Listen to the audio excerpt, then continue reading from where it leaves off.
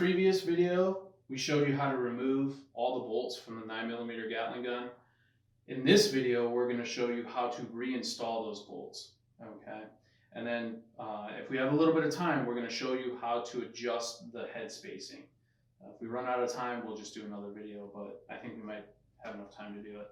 So you're going to take your first bolt, okay, and you're going to manually rotate the barrel assembly until you get your barrel, your chamber and your barrel lined up with the cam assembly in there. It's kind of hard to see, but we're gonna go ahead and slip that first bolt in there. Obviously your extractor should be facing down when you go to install that bolt, and then from there it should just slide down in there, okay?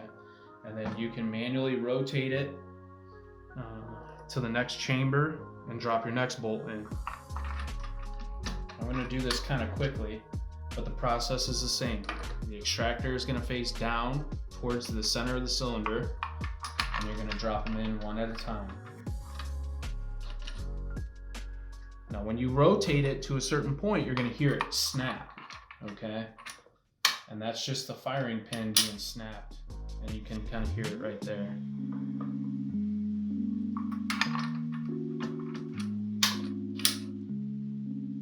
And we're just rotating it, putting them in there one by one until all 8 of them are installed.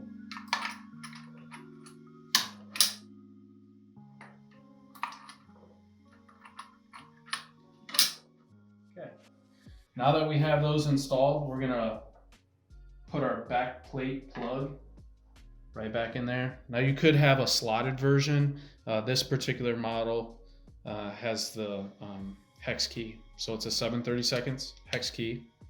And we do recommend that you put a little bit of blue Loctite on there. You can see some residue on there from when it was built. But for demonstration purposes, we're not gonna add any Loctite, but it is important to put some on there when you go to reinstall it. And you just wanna make sure it's snug. That Loctite's gonna hold it in place. And then from there, what I like to do is rotate the barrel assembly until our keyway on that main axle is pointing directly up, 12 o'clock position. From there, you can reinstall your key into that keyway. Okay, so you got it right at the top there. And then you have your large gear, and you can see that that keyway is gonna correspond right in there, okay? If you have a hard time getting that gear on there, just make sure that this bolt isn't threaded down into that keyway, all right? It's obviously been backed off because we had to disassemble it, but that's always a good thing to check for, make sure it's not sticking down in that groove. Then from there, you should be able to just slide it right back on. Now it will actually go all the way down to the bottom there. You can kind of see how that just fell into place. All right, if you try to rotate your barrel assembly by hand, you'll get that bolt to actually hit the back side of your back plate plug, and it won't rotate anymore, okay? So just be kind of aware of that if you're going to make any kind of adjustments on the head spacing side. But we're gonna get into that a little bit later, all right? We're now gonna install that crank handle and the smaller gear. Okay, now you can see there's 2 sides to this gear. You want to make sure that the larger opening is facing toward you. And then you're going to get that hole in the handle and the hole in the gear lined up. And you should be able to insert your bolt. From there, that 5/32 Allen wrench you're going to use to tighten that up. You don't need to crank down on this real hard. You just want to make sure it's nice and snug. That makes it really hard to get out when you crank it down real tight. So we just want to make sure it's snug, okay? From there, what I'm gonna do is I'm gonna pull that gear back and mesh it into the smaller gear, okay? So you can kind of see how they're meshed together. And then what I like to do is pull the handle clear out and then pull that gear further into the smaller gear, all right? Now, I'm not going to make any adjustment on that side. What I want to do is I want to kind of bring you over to the head spacing portion of it. Okay.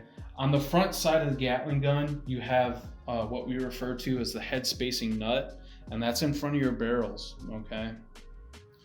What we do is we take a dummy round. Okay. This looks like a live round, but it's not. It doesn't have a primer, and it's just a dummy round. Okay. And we take that dummy round and we insert that into an empty chamber. Okay. And then what I will normally do is I will crank that all the way around. Now keep in mind our gears, they're not tightened down yet, okay? So they're gonna shift. And when they shift, I'm also applying pressure to the barrels to push everything back toward the bolt assembly. And then you're gonna hear a click, and it's gonna sound kind of dampened because that dummy round. All right. And then there's going to be a small gap on the front side of the head spacing nut. It's okay to have a small gap, but if you have a large gap, what that'll do is it'll cause the gun to have light strikes. You'll look at the back of the round and it'll look like it's been barely just pricked. I mean, there's no indentation like there should be. Okay. And the key to adjusting the headspace is to make sure that everything's kind of backed off a little bit. So our nut that's on the very front side of the barrel assembly, you want to make sure that that's backed off. I already did that previously. Didn't have it on video, but this is a brand new production gun, so it hasn't been tightened down yet. So once we're set, and our barrels are pushed all the way towards the rear, and you snap on either a dummy round or a spent piece of brass, you can then come in here and with these two screws loosened up on the head spacing nut, you can move that left to right, okay? And what we're trying to do here is we're trying to soak up as much of the slop in the barrel assembly as possible. So what I like to do is I turn it all the way to the left until it comes to a stop. And then from there, this screw is actually still a little tight, but from there, what I'll do is I will back it off, and I'll show you exactly how far I back it off. Okay, so this is as tight as it can go, and there's gonna be no slop in the barrel assembly. From there, I'll just back it off about one barrel. Just so if you look at your barrel, the screws here, I go one, all right? And that's gonna give you a little bit of play in the barrel assembly. And that's just a good rule of thumb. You can have it a little bit tighter. I like it just to go past one barrel, and that gives you just about the right amount of play. And then from there, you're just gonna snug these down. And you wanna make sure that you apply a little bit of blue Loctite to these as well, okay? And then as far as the nut on the front side of the barrel assembly goes, what I like to do is I will turn that all the way in until it comes to a stop on that front frame. And then I will go a half turn, okay? So then just one half turn. And we do supply this wrench with the Gatling gun when you purchase it. And then you can do just a real quick visual. You're gonna see that there's a gap on the back side of the nut and the front frame. That's perfectly normal, okay? There's nothing to worry about. You don't have to have this tight up against the frame. And typically, if you look at the axle here, you're only gonna have maybe one or two threads showing on the axle, and that's perfect, okay? Once you have your head space adjusted, now we're gonna properly adjust the gear in the back, all right? This is one thing, you know, a lot of customers, and you can see that dummy round fell out there, but a lot of customers have an issue with meshing the gears properly, and I'm going to show you how to do this. So I pull that handle all the way to the right, and then with my free hands, I go in there and I pull that gear all the way back as far as it can go and get it meshed with that smaller gear, okay? And then from there, what I'll do is I will push the handle back toward me, okay?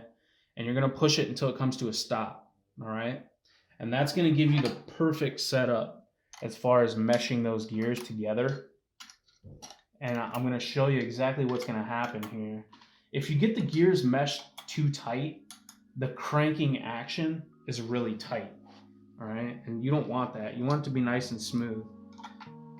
So once you get this bolt tightened up, that's pretty tight, you're gonna see that I can pull this handle and there's gonna be a little bit of play in there, and that's perfect. That's exactly what you want. All right, from there you can lubricate these gears. We use just a thin coat of white lithium grease, and we just spray that gear, and that just it makes it a lot smoother to operate. And then just give it a crank and test it. So that's pretty easy to crank. It sounds a little dry because, you know, for the video purposes, we wanted a nice clean gun. We didn't want it all lubed up and hands be all oily, but lubricate it really well, and then you can put your end cap back on.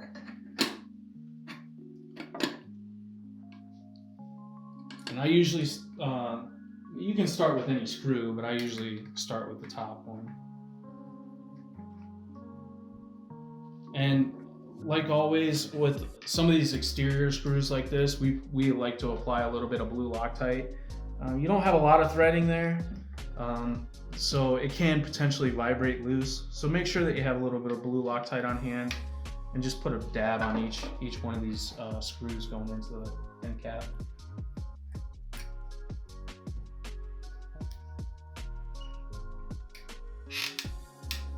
All right, we'll go ahead and reinstall our lid. Put the lid screw back in.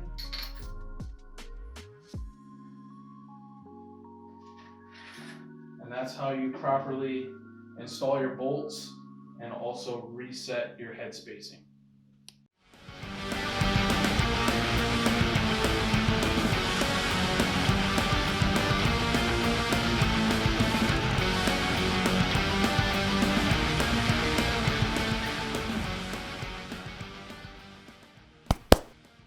Nice.